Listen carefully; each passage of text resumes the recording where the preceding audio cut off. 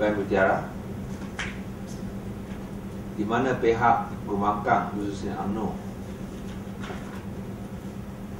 telah menuduh bahawa kerajaan negeri telah menjualkan tanah Bahan Mutiara dengan harga yang terlalu rendah, 50% dia cakap daripada harga pasaran.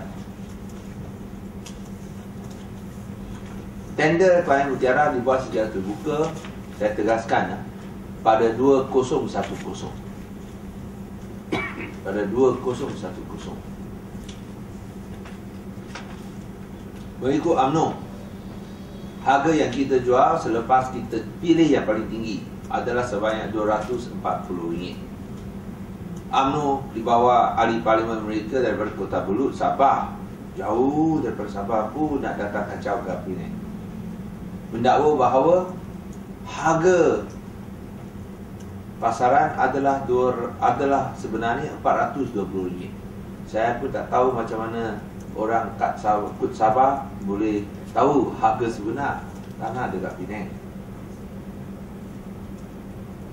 Pandailah ahli parlimen Kota Belud tahu harga sebenar Penang. Dia cakap boleh jual dengan RM420. Itu sebab saya cabar dia. Ini daripada Jabatan Penilaian.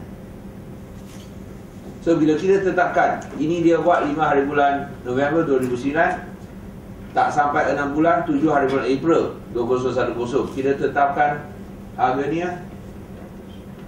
RM200. Jauh lebih tinggi daripada apa harga penilaian.